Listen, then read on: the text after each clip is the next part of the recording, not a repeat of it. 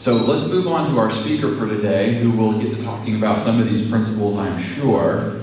Our speaker today is the host of Middle Ground Radio and TV. He works at OCPA, and if you read my introduction of him online, he is quite the adventurer. And in fact, I think I have a picture of him climbing the back of Lake Hefner. Oh, there it is. Trent, have you been around Lake Hefner on the trails? I have. Okay, so we can now say Trent is one of our best dam climbers in the state. And so with that, please welcome Trent England. Thank you. That was just, that was about a week and a half ago, and I was the Heritage Foundation had a conference back in the Seattle area, and I was telling people how ironic it was that to get out of the rain, I had to leave Oklahoma City and fly back to Seattle.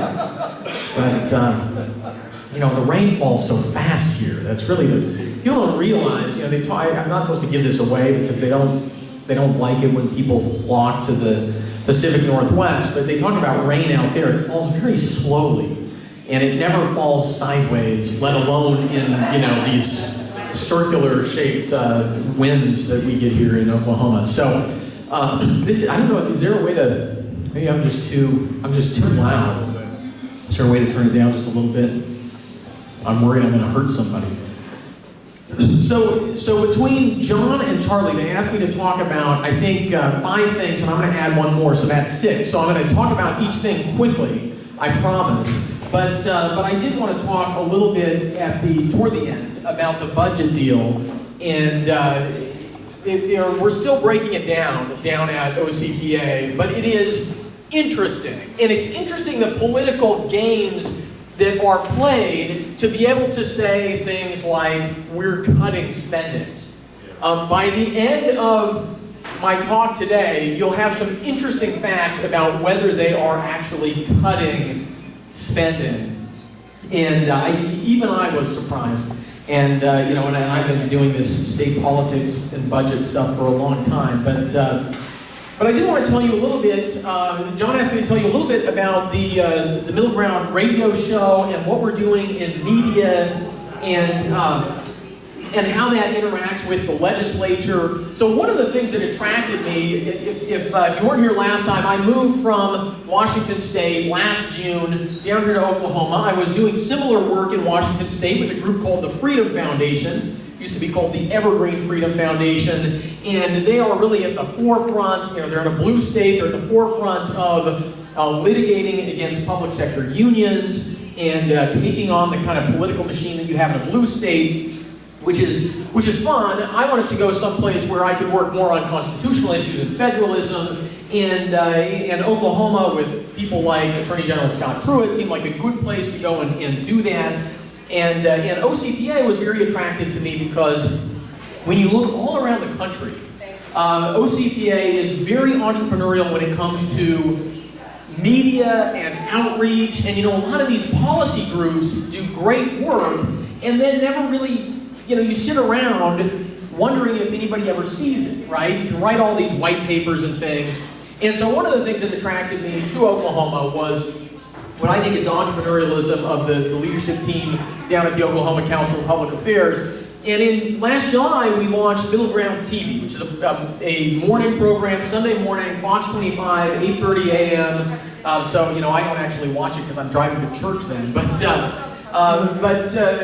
the idea being that we need to be out there on TV where a lot of people get their information, and then that gives you some products that you can push out on YouTube, on the internet, providing the kind of information and research and analysis that we do every day to a broader audience. And so we launched that in July and have received a lot of good feedback about that. It's also a great way to showcase some of the legislators and business leaders and other folks who are doing the right thing. It's always great to it's always great to be able to elevate your friends and their stature and reward good behavior as much as, we also spend a lot of time calling people because we are righteously angry at what they're doing. And so with the success of that, then at the beginning of this year, an opportunity opened up to get an hour on AM 1640, which actually transmits just north of Oklahoma City, but it reaches Oklahoma City, reaches up north, just about to Wichita, I'm told. And to get an hour on there, and then that grew to 2 hours, and so now we are on 7 to 9 a.m. every weekday, and that actually, starting June 1st, will expand to 3 hours. We'll be on 7 to 10 a.m. every weekday on AM 1640, The Eagle, which is a lot of fun. I get to host that most of the time, and another great opportunity to talk with people all around the metro area here and across a good bit of north central Oklahoma about what's going on in the state capitol. And frankly, it's kind of a dream job of mine, or a dream part of my job, because it's a big part of why I became conservative and learned about politics was through talk radio back when I was nerdy enough, back when I was in middle school. And I turn on and listen to some of our local radio hosts, and they did what is hard to find today. They talked about state and local politics. And some of the economics of radio have driven stations to more and more syndicated content, which gives us a lot of information from Washington, D.C., but not a lot of information from our state capitals and our city councils. And frankly, I think radio is a great medium to talk to people about what's going on in our community. So that's our vision. It's a balance of state and local issues and national issues, but that's what we do. And again, trying to especially kind of hold up our friends. We had, I was out of town, but Michael Carnuccio filled in last Thursday and Friday, and on Thursday he had State Representative Tom Newell on for the whole 2 hours talking about how do you decide to run for the state legislature, and what was that like, and how do you run a campaign, and trying to do two things at once. Trying both to elevate someone who we see as a very principled rising leader in the state legislature, and also to help people understand that regular, ordinary people can take the plunge and run for the state legislature. There are a lot of legislators who will be termed out. Term limits are going to prevent them from running again next year. And so part of all of our mission, for sure, all of our mission in a room like this is to find people, good people, to run for those seats. And so that's a part of what we're able to do in that medium. We are still we're doing this through actually a new nonprofit that we are spinning off called Middle Ground Media Group. We're doing that because the media won't let us get an office in the press room at the state capitol if our print journalist, we just hired a print journalist, if he works for OCPA, so he's going to work for Middle Ground Media Group, and that will be kind of the counterpoint to Oklahoma Watch. A lot of you have seen Oklahoma Watch articles. They run them in the Oklahoman oftentimes. What very few people know is that Oklahoma Watch is funded by the political left. And while they do generate a lot of great stories, I think, the Oklahoman has outsourced some of their investigative reporting basically to this nonprofit. But there's a steady drumbeat in a lot of Oklahoma Watch stories about how we need to expand Medicaid, and about how Obamacare is a good thing, and about how the state of Oklahoma is not spending enough money. And they never come right out and say it, but they're always leading people that direction. And so through Middle Ground Media Group, our new print journalist, our TV program, our radio program, we're able to put out real news, but also it shows what's really going on, and some of what I'm going to talk about the state budget deal will be reported through Middle Ground News. It's a way to just get out facts about what's going on in our state. So that's what we're doing in those areas. I'm really excited about it. I mean, we just have to reach people, and especially in a state like Oklahoma, there are a lot of people who have the right instincts, and it really comes down to, can we provide them the information that they need to understand what's really going on? Right? Are they just going to hear, well, I think, we had this big shortfall, and they cut the budget, so that must be fine, right? They must have done what I sent them there to do, right? If that's all they hear, why would anybody think anything else? But if we can give people the information that says, wait a second, they didn't cut the budget. That's not true. They're being disingenuous. They're not telling us the truth about what's going on. Then we can make progress in our state. So 2 bills I want to hit on, then I'll talk about the budget. 1749. One was signed into law, one was vetoed. House Bill 1749. Sometimes called paycheck protection. I kind of don't like that title because we are a right-to-work state. This is an idea that came from non-right-to-work states. Government, whatever kind of state you are with regard to unions, government oftentimes collects union dues for public sector unions. And there are 2 ways to look at why this matters to them.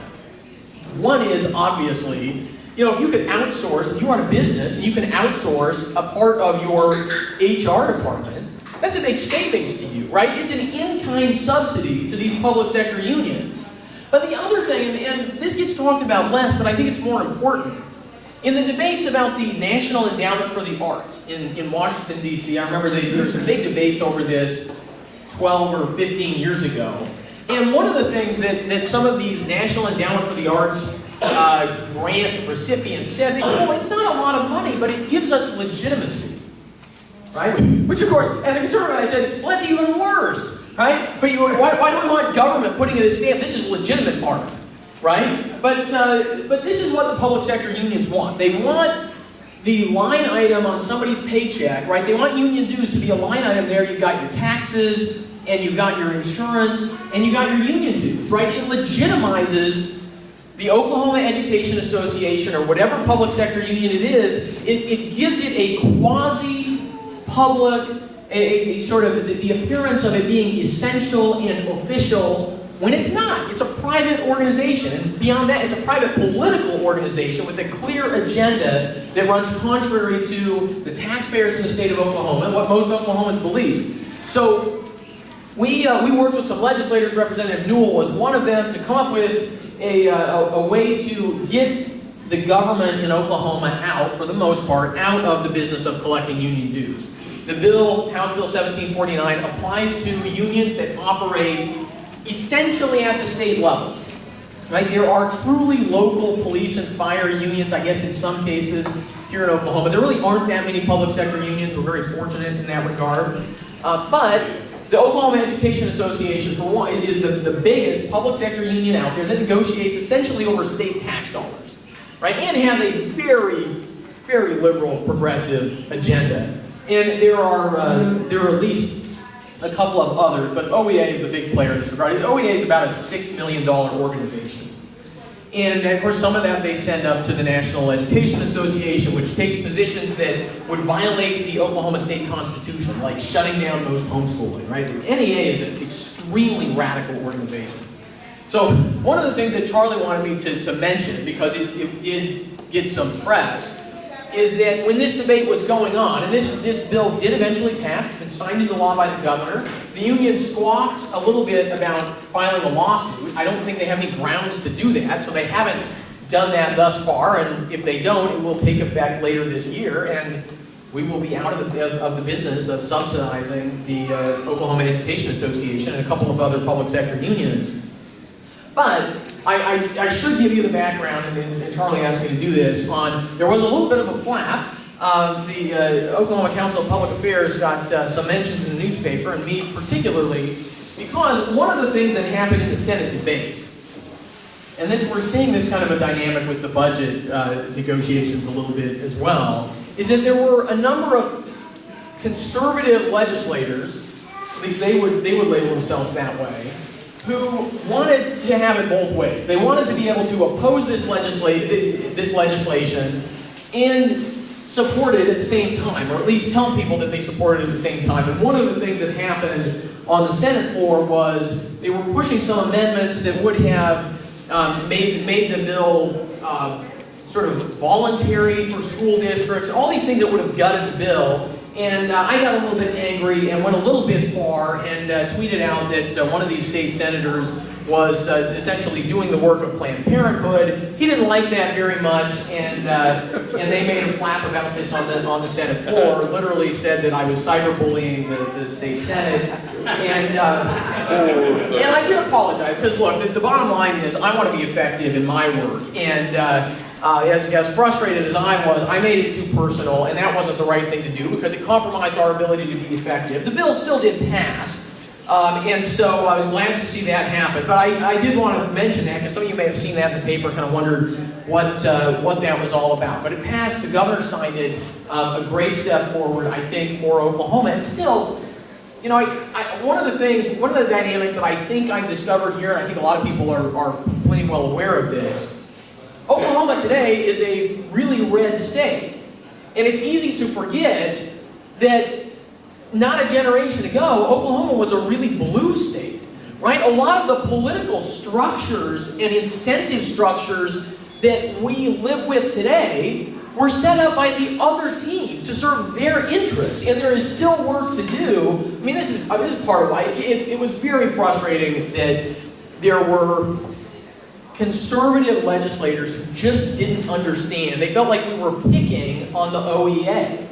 And the OEA has a special deal that was set up by the Democrats 40 years ago, right? When they ran everything and they could structure things to support their political friends.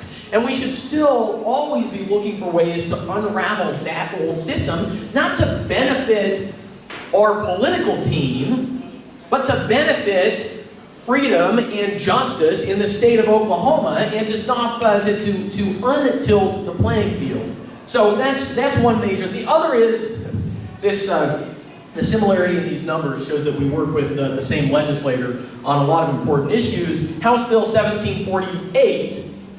House Bill 1748, also sponsored by Representative Tom Newell. This was transparency for federal funds. And just a little bit of the background here. House Speaker Shannon had proposed legislation similar to this, I think it's 2 years ago, and had moved that through the process. His legislation would have done basically two things. One was transparency.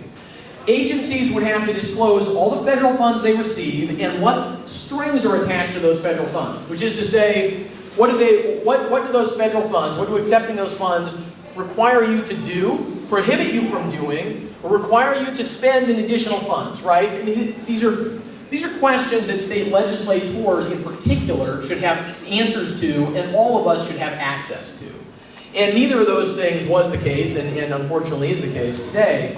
The other part of this bill was to require that those agencies plan for reductions in federal funds. This is something that Utah did. Utah, for reasons that are largely unique to Utah, is very into planning for future disasters. And so Utah actually has on its books, in state law, that state agencies have to do this. They have to plan for significant reductions in federal funds.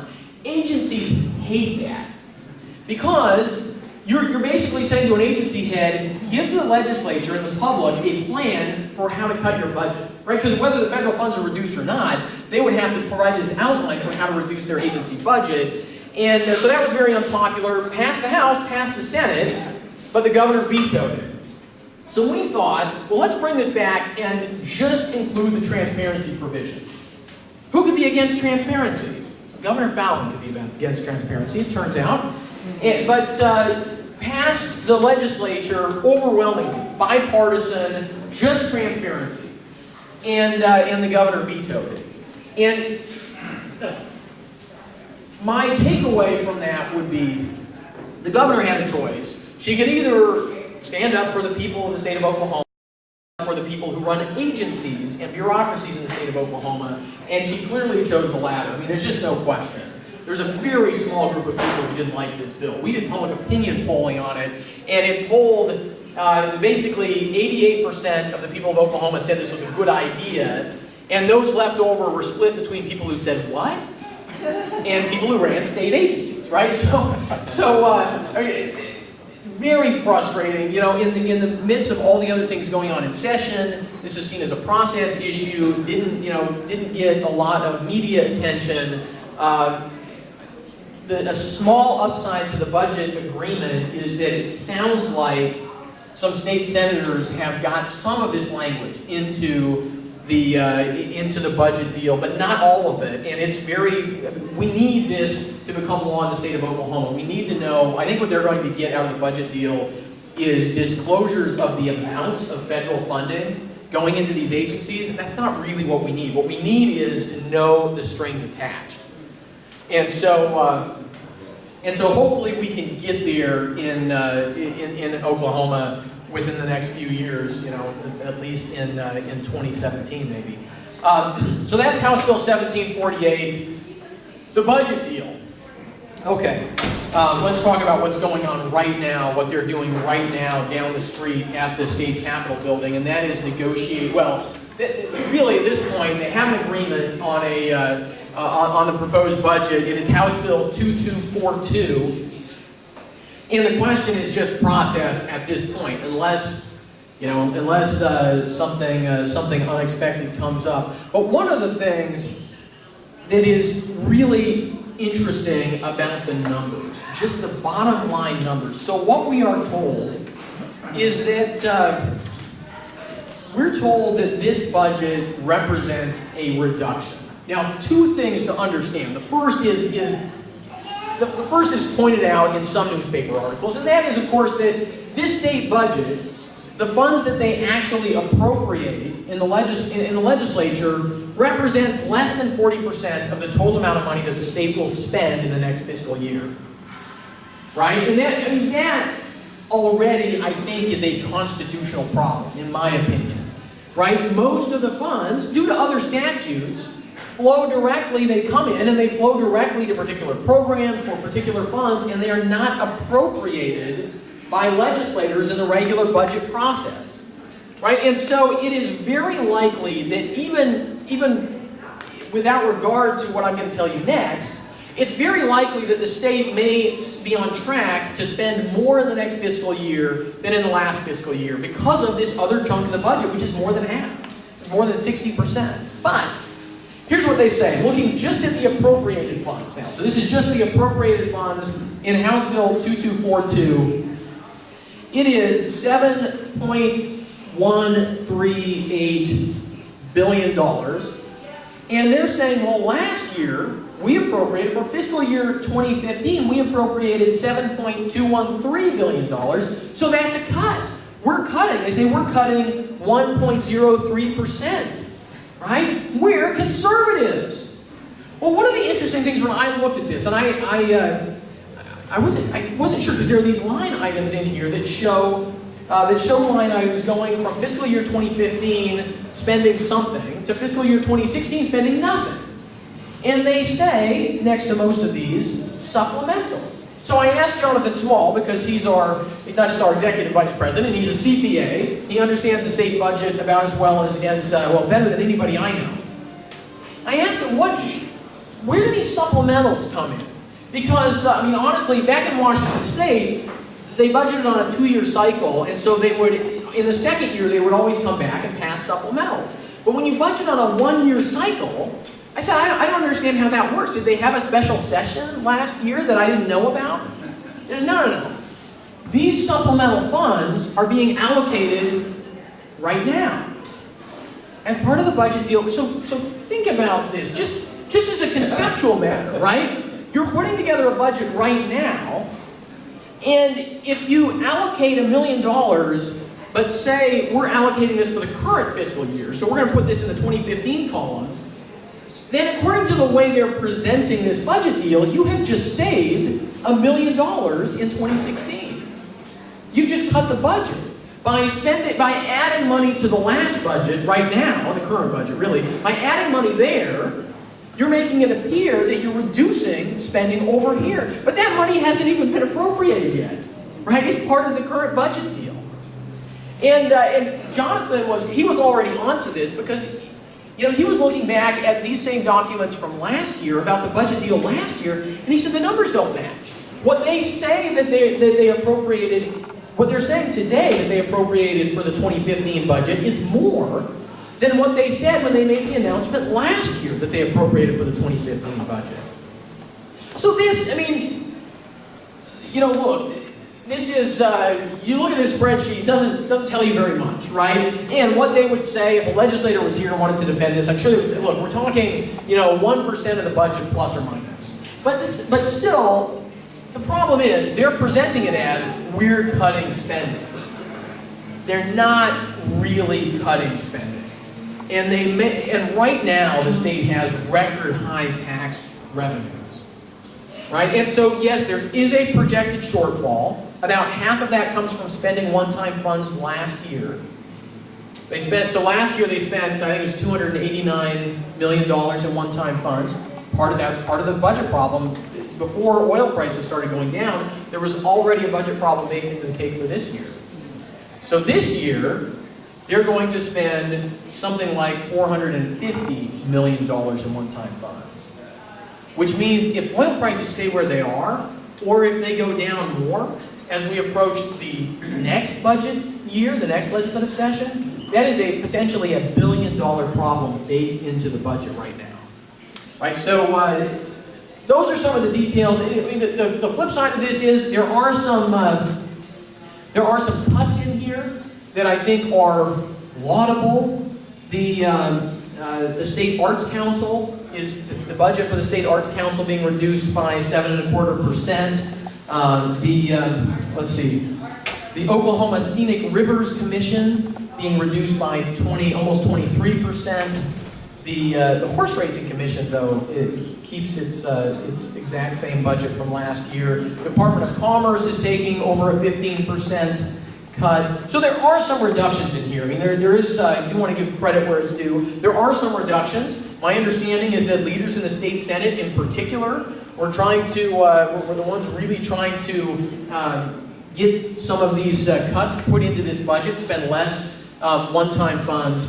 But still, I think that the fact that they are going to such lengths to make it appear that they are cutting spending, to me at least, suggests that they are aware that they're not, maybe some of them at least, are not exactly doing what they were sent to Oklahoma City to do. That may be one takeaway from this whole debate. So I want to close real quick, and then I'll take any of your questions.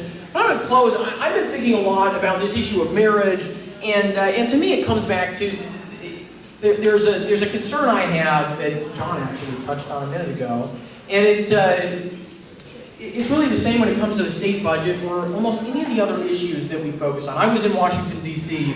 last weekend, and marriage, the marriage case, the same-sex marriage case is almost all anybody wanted to talk about, right? There's a lot of concern about this case coming out, and somebody put something in my hand, forgot to bring it with me today, but that's probably a good thing, because I don't even want to tell you who it's from. It's from a group I really like. I like their work. I think they do great work in Washington, D.C., defending Judeo-Christian standards, which is the last part of the OCPAC mission statement.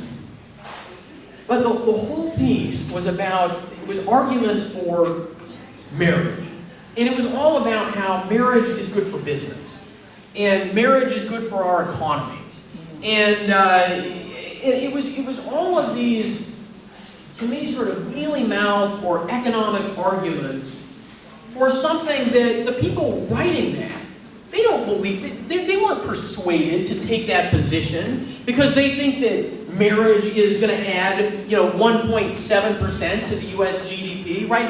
That is not at all what they believe, right? They would support marriage if they thought that it was going to bring down our GDP, right? I mean, look at San Francisco. They're doing okay. I mean, I'm not saying that they're wrong on the economics, but I think one of the challenges that we face, and it really is the same when it comes to talking about the state budget and TIFs and all these issues, is that ultimately there are moral issues at stake in everything. And the scariest line in the U.S. Supreme Court oral argument, the scariest line that I heard listening to that oral argument, was the argument that was made by the first attorney, Mary Vanuatu, and seemed to be accepted by most of the justices on the court, which was that if the justices believe that laws protecting traditional natural marriage were enacted based on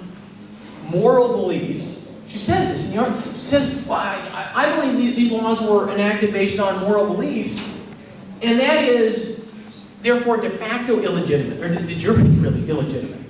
And this was where the court got to, talking about some of the past precedents that came from Colorado's marriage amendment that was struck down in a case called Romer, and this idea that somehow justifying what we do in the political space on the basis of arguments about what is true and good is somehow inherently illegitimate. Right? If we give into that, we will ultimately lose, because that's not why anybody is here in this room. Nobody is here in this room just because you want a quarter percent cut on your income tax, right? Which we were able to defend in the legislative session this year. But that's not why we're here, right? Nobody's here because you think that that saving unborn babies is good for our economy in the future, right?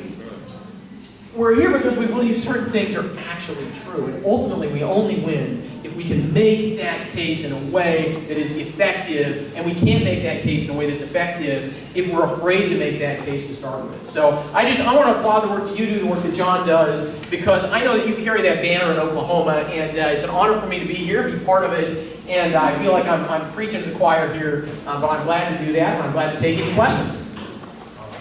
Trent, while you're grabbing that microphone, this question for us. Why is it called the middle ground? Because it doesn't sound like you're about the middle at all. What does that mean? I could just swish out and say it wasn't my idea, but I will give you the explanation for why we called it the middle ground, for why it was called the middle ground before I got there. No, the argument is Oklahoma, Middle America, and frankly that where the majority of the people are, right, in Middle America is conservative, right? People might not know why. People might not be able to enunciate the argument. But if you go out and ask people, they want a society that rewards hard work. They want a society where people are responsible. That's the argument that's in the name. So it's a geographical title. It's partly geographical and partly demographic. Yeah. Questions, raise your hand. I'm heading back for Bob and who's next. Trent and I are talking about arguing from principle and the importance of that. I'm coming to you, Bob. I'm just giving you a minute to think about your question, so it'll be really good when it comes out. We want to equip all of you to make these arguments. And I just ask you in your conversations with your friends who are not as informed as you, just ask them the questions that will allow them to follow their own logic to its ridiculous conclusions. What happens to you when you don't pay your taxes? What happens to you if you don't pay your taxes?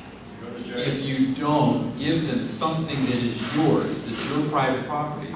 You own this land, you own your labor, your capital, your income, your car, your bank accounts, they're yours. But what happens if you don't give up a piece of it because they ask you to?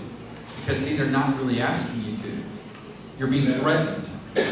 You will pay a fine, you will go to jail if you don't pay for it. That's theft. When someone comes to carjack you, they point a gun at you and say, get out of the car and give it to me, or else you will get hurt.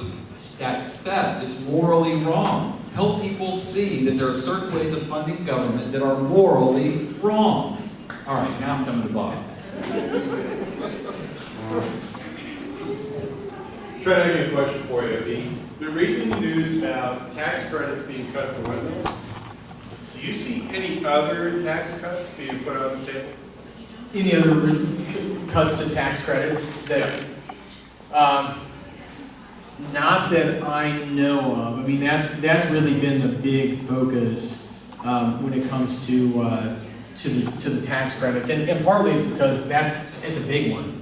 I mean, that's become a really big one, and it doesn't, you know, and this goes back to the arguments on principle versus just the utilitarian economic argument. I mean, the argument is accepted at the Capitol that if it creates enough jobs to pay for it, then it's legitimate. Windmills is easy, right? I mean, windmills are not creating enough jobs by really anybody's I think rubric. And I will say, I mean, this is one of the big cultural challenges on these economic issues is that somehow we've gone from a country where I think most people would have considered that kind of policymaking just illegitimate to today where people just accept it. And I spent some time thinking about this because I once ran for city council in a city I lived in a while ago. And it was one of the things that bothered me because all the cities do it, right? And this city had in the past spent money on a convention center. all the cities do it, right? All the states do it. They're all giving stuff away. And so you will lose if you don't do it. And the only argument you can make for not doing it, in the case of things other than windmills, which are, I think, kind of foolish on their face, is a moral argument, right? I mean, you get to a certain point where there is an economic argument that if we don't do this, Texas will do it, and we'll lose our jobs in Texas. And there are cases where that's actually true, and it all pencils out. And unless you make the moral argument, and unless people actually care about that moral argument, we can't solve that problem. So it's really a good question. Well, there was a reason for it. Okay, next one. The budget development process, okay, I'm hoping you know this because I'm not sure of this part. Does it start with the state treasurer, comes up with a proposed one, it goes to the chair of appropriations on each house, or each chamber, I should say. Do you know that process? Who actually initially sits down and says, I think I'll do this, this, and this? My understanding is that the treasurer, and I could be wrong, I mean, Jonathan Small is the guy to get the real granular details from. But my understanding is that the state treasurer certifies a revenue number, and that is the number then that technically the state house has to work with. The bill originates in the house. But the reality is the governor comes up with her priorities, the Senate leadership comes up with their priorities, the House leadership comes up with their priorities, and this is, you know, and then they negotiate it all behind closed doors. I mean, you talk to members, a lot of you probably have the same experience, and they'll say, well, I only know what I've heard, right? Because most of our representatives, unless they're in one of those groups of leadership, they don't know all the details until near the end. Okay, so it is those three, the governor and the speaker, the pro tem, really between those three, they put together the budget. Or whoever their designees are. Well, the chair of appropriations in each chamber, how much impact do you think they have? I think that typically they have a lot of impact because unless the speaker or the pro tem is a former appropriator, then I mean, they'll delegate it to whomever they trust who has that expertise. So if they are not a former appropriator themselves, then they're likely to, and I do believe that the appropriations chairman in those two chambers were very involved in crafting the budget, I think. But it's, you know, this is one of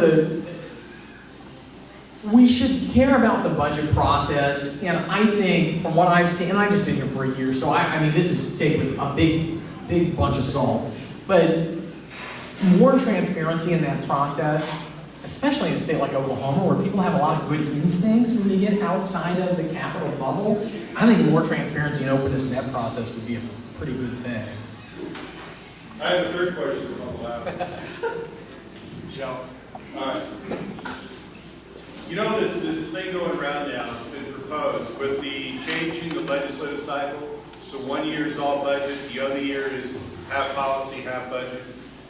In terms of the impact on the budget and transparency, what do you think of that idea? It all would come down to whether, I mean, it would be kind of surreal if they did it the way they do it right now, where so much of that goes on in the back. You have a legislative session where a lot of members might not even need to show up until toward the end of session, right? For the budget only session. I mean, maybe doing that, people would kind of realize that, hey, a lot of this goes on behind closed doors, and we don't know, we don't know the dynamics of the negotiations until the very end. Maybe it would shine a light on that, but just basically limiting policy bills to every other year, I don't think would have that significant. Did that bill get passed? What's that? Did that bill get passed? Which what you're talking about?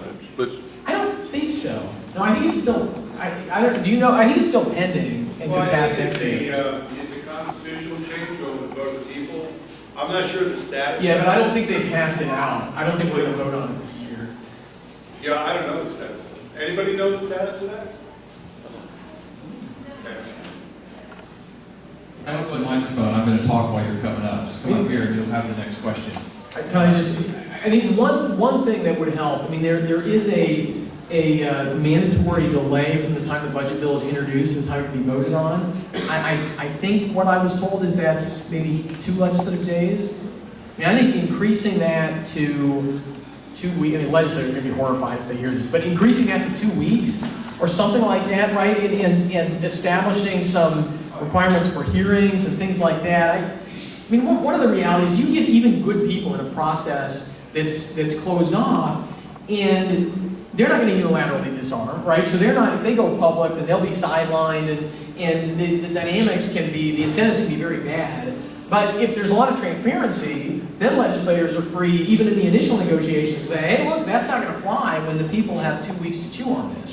So that's, I think about something like that. The key really is transparency, because however often you do that process, if it's behind closed doors, it's like consolidating administrations for school districts. So what? You still have a bad system in place.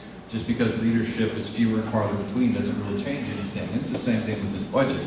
I want to go back to talking about winning arguments on principle just for a minute, because Trent highlights the practical problem we're up against. If we try and stand on principle, then you've got other people using these illegitimate methods, these immoral methods around us to try and get ahead. So the question is, how can we do what's principled and win? I think there is a way, but it's pretty radical, and it's going to blow people's minds at the Capitol if you propose it. Let's take wind. We were talking about wind, for example. What we were doing is we were giving certain businesses in that industry a break on real estate taxes. We're not going to tax you to operate on this real estate to give you a leg up, to get started in this industry, to give you an advantage. That's what we were doing. Well, we all realize that's not fair, right? Why are you giving them a break and not making them pay something that everyone else has to pay? That's not fair. So we come along and we say, let's ditch this incentive. Let's eliminate, right, this unfair advantage. And so that passes and we go, yay, that's a conservative vote, let's put it on the index. But there's a problem. In principle, we are still dinging everybody. We're requiring everyone to pay a tax that is immoral and illegitimate, right? Why should you have to pay to the government a fee at the threat of going to jail to own your property? No. So in this case, we're saying a conservative vote was to go ahead and penalize everyone equally. So how do we win on principle? We take it away and don't make anybody pay it. That's the way to fix it and win on principle, because now you have other states giving these incentives to their chosen ones in their state, but we say, look, everyone can come here and do business without any penalty at all. Now we can be principled and win. But how radical is that? Are they going to go for that in our lifetime? I don't know, but that's what we should be arguing for. Okay, now here's the last question of the day. Hey, I enjoyed your talk. I Oh, wanted to bring up a point which you made earlier, where you called out a politician on Twitter, and you were accused of cyberbullying.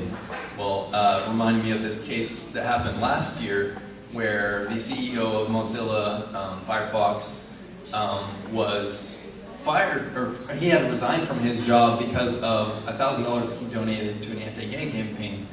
And it happened, I think, back in 2008, but it just seems like it happens more and more these days, where we have these kind of cyber witch hunts, if you will, modern day version of a witch hunt, where this group of, lesbian activists or feminists or whichever group it is, comes out after those people and gets them either fired or kind of ostracized, even in politics, whereas before, maybe 5-10 years ago, you'd only see that sort of thing happening with, maybe sexual misconduct and some politicians, true harassment. a true case, whereas this is more about ideologies. So my question is, where do you see the future of that? Will a person have to apologize for every, if they call somebody out online for, even if it is a personal affront to maybe their character or their ideology, how do we fix that issue without being so politically correct that we can't even talk about those issues in a civil manner? Well, so three different comments on that question. One is what I did wrong was to make it too personal. And we have to be careful not to make it. I mean, you can call someone out and still do it in a way that is shining the spotlight on somebody, and at the same time doesn't come across as a personal attack. And so I think that's an important piece of this. That's not really what you're asking about. And so my comment to what you're asking about is I'm going to give two answers that sort of go in opposite directions, but I think they're both important. We had a debate a week ago Tuesday down at the Oklahoma History Center on anonymity, particularly in politics and political giving. And part of it was the California Prop 8 example. And the argument was made there, and then after that in Washington State, a similar situation, that look, the people who sign these petitions, people who donate to these causes, should not be exposed online. They should be able to do this privately.